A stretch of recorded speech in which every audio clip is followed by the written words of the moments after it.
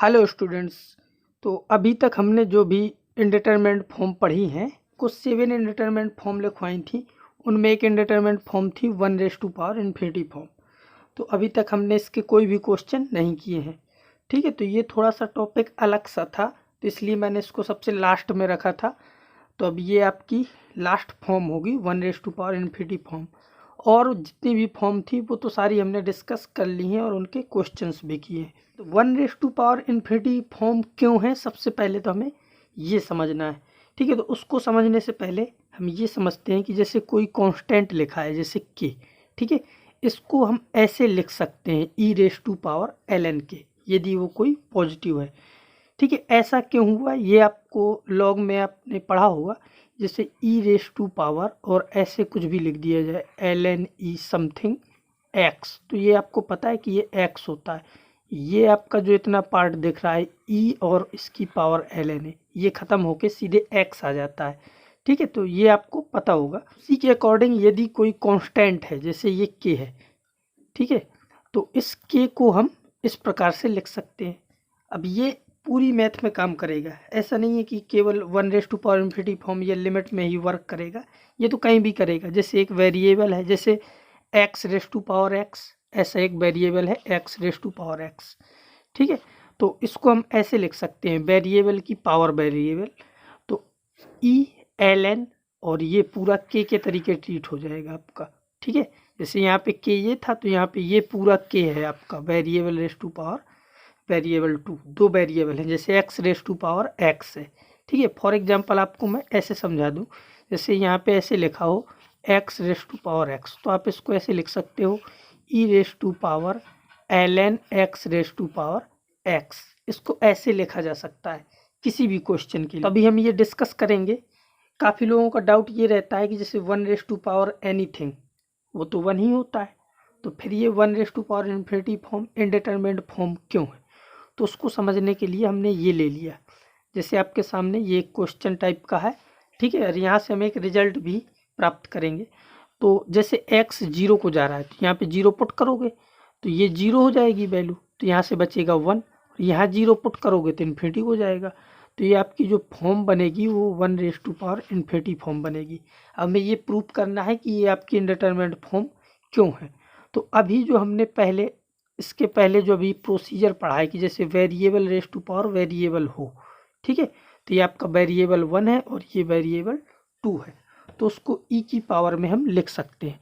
तो इसको हम लिख सकते हैं लिमिट x टेंड्स टू 0 और e⁻ln, और ये पूरा फंक्शन लिख देंगे, यानी कि 1 + x⁻1/x। इसको ऐसे लिखा जा सकता है लिमिट x टेंड्स टू 0, और ln में एक प्रॉपर्टी होती है कि जो पावर है वो आगे आ जाती है, तो आपका आ जाएगा e⁻, ऊपर क्या है ln 1 + x, और ये जो 1/x है इसको आप आगे ले आओगे ln के आगे। ठीक है, तो ये आपका डिनोमिनेटर में चला जाएगा, तो ये आपका ऐसा हो जाएगा। और इसमें मैंने एक चीज़ बताई थी कि जो ये x लिमिट होती है ये वेरिएबल के साथ जाती है बस, बट इसकी भी कुछ कंडीशन होती हैं। ये लिमिट तब यहाँ पे लगा सकते हैं हम जब ये कॉन्टीन्यूअस फंक्शन हो। जैसे आपके दो फंक्शन है, कि ये आपका f है और ये g है, तो इस फंक्शन के लिए ये वाला जो फंक्शन है वो कॉन्टीन्यूअस होना चाहिए। तो आपको पता है एक्सपोनेंशियल जो फंक्शन होता है e⁻x, वो तो ऑलवेज कॉन्टीन्यूअस होता है।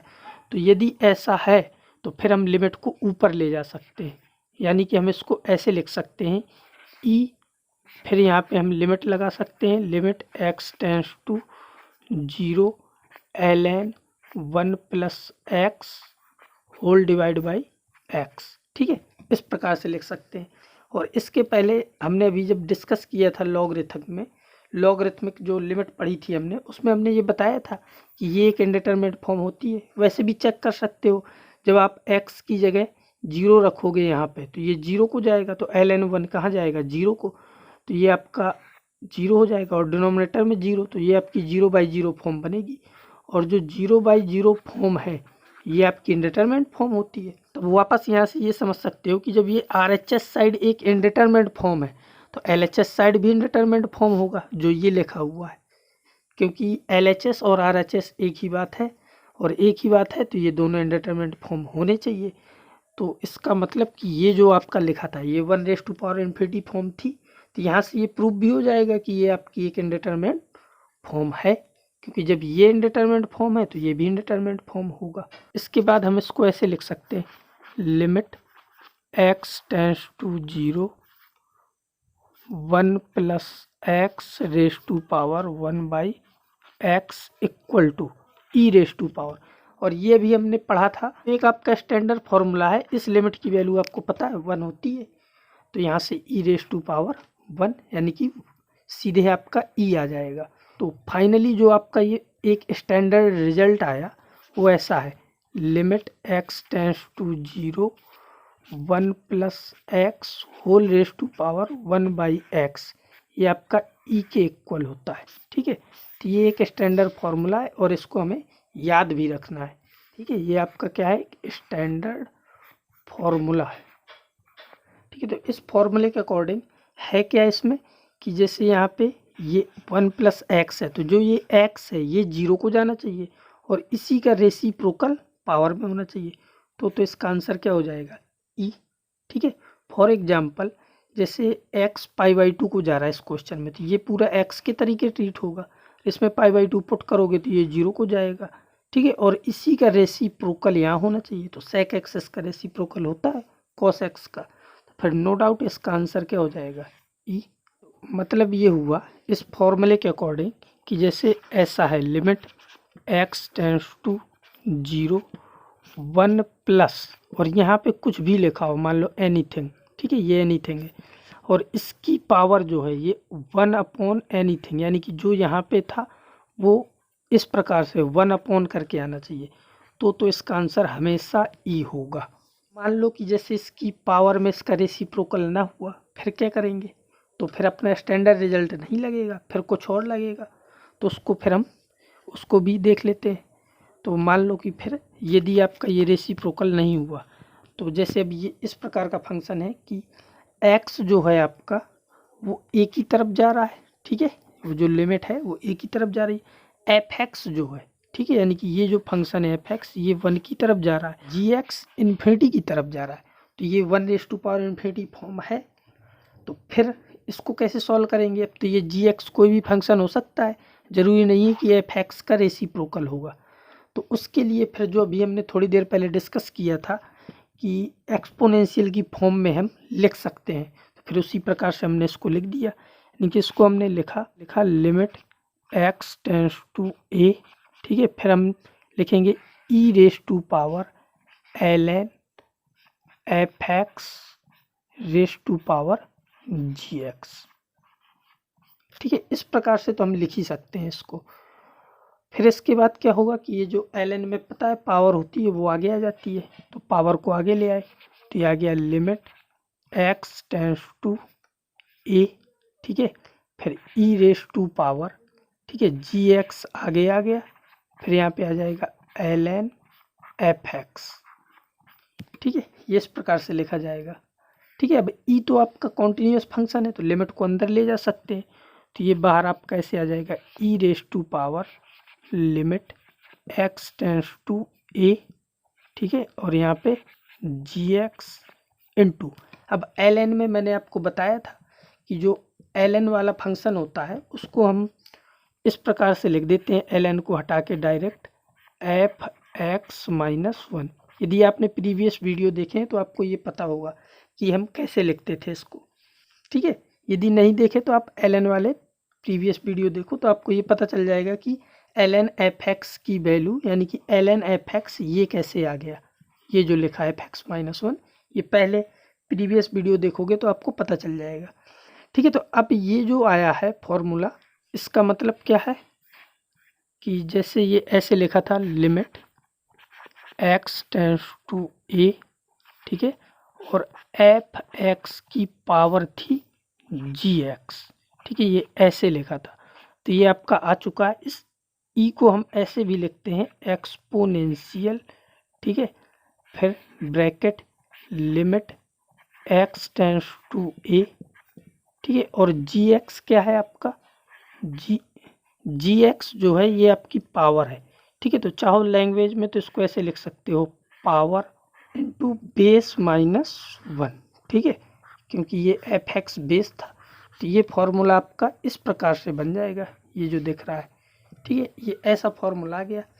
अब बाद में हम क्वेश्चन सॉल्व करते समय इतना लंबा ना करके हम डायरेक्ट ये यूज करेंगे, ठीक है। अब ये फॉर्मूला कैसा है इसको समझ लेते हैं कि जब भी 1⁻∞ फॉर्म बन रही होगी और इस प्रकार के फंक्शन दिए होंगे, जैसे लिमिट कहीं को भी जा रही हो, बस 1⁻∞ फॉर्म बननी चाहिए, दो फंक्शन हो एफ एक्स और जी एक्स, तो उनको हम ऐसे लिख सकते हैं, exponential limit x tends to a, जो पावर होगी यानी कि जी एक्स, यहाँ पे पावर, फिर जो इसका बेस होगा यानी कि एफ एक्स माइनस 1, ऐसे लिख के इस अंदर वाली लिमिट को सॉल्व कर लेंगे। अब इस लिमिट का जो भी आंसर आएगा उसको ई की पावर में लिख देंगे, मतलब कि जैसे हमने किसी क्वेश्चन में ये सॉल्व किया, इसकी वैल्यू 2 आ गई, तो फिर आंसर आपका आ जाएगा एक्सपोनेंशियल 2, और एक्सपोनेंशियल 2 का मतलब है ई स्क्वायर, ठीक है। तो अब ये क्लियर हो गया होगा। अब जैसे ये क्वेश्चन है तो इसमें लिमिट एक्स 2 को जा रहा है, तो जब आप यहाँ पे 2 पुट करोगे एक्स की जगह, तो 2 का स्क्वायर 4, 4 माइनस 3 1 को जाएगा, और यहाँ 2 पुट करोगे तो ये 0 को जा रहा है, 1/0 इन्फिनिटी को जाएगा, तो ये आपकी 1⁻∞ फॉर्म बन रही है। तो फिर हम एफ एक्स जी एक्स वाला फंडा भी लगा सकते हैं, या अगर ये डायरेक्ट स्टैंडर्ड फार्मूला बन जाए तो वो भी यूज कर सकते हैं। तो इसको हमने बनाया, तो ये आ जाएगा लिमिट एक्स टेंड्स टू 2, और यहाँ से आपको एक चीज़ दिख रही होगी कि यदि मैं इसमें 1 ऐड कर दूं और 1 सब्ट्रैक्ट कर दूं, जैसे हमने 1 ऐड किया ऐसे लिख दिया 1 प्लस जो 1 सब्ट्रैक्ट किया उसको 3 के साथ मिला दिया, तो हो गया X square minus 4 raise to power 1/x square minus 4। अब ये चीज़ आपको यहाँ से एक फॉर्मूले के तरीके ये दिख गया होगा, ये आपका x के तरीके ट्रीट हो जाएगा। जब x की वैल्यू 2 रखोगे तो 2 का स्क्वायर 4, 4 माइनस 4 ये 0 को जाएगा, ठीक है। और इसी का रेसिप्रोकल ये लिखा हुआ है, यानी कि इसका रेसिप्रोकल यहाँ पे लिखा हुआ है, ठीक है। तो डायरेक्ट स्टैंडर्ड फार्मूला फिर क्या होता है कि इसका आंसर डायरेक्ट ई लिख सकते हैं, ठीक है। तो इसमें तो वो वाला लगाने की ज़रूरत नहीं पड़ी, ठीक है, इसका तो डायरेक्ट स्टैंडर्ड फार्मूला लग गया, तो इसका आंसर आ गया। इसके बाद अब नेक्स्ट क्वेश्चन ये है, अब इसमें एक्स 2 को जा रहा है, तो यहाँ 2 का स्क्वायर 4 माइनस 3, तो ये 1 को जाएगा, और ये आपका इन्फिनिटी को जाएगा, तो 1⁻∞ फॉर्म तो बनेगी, ठीक है, ये हमें पता चला।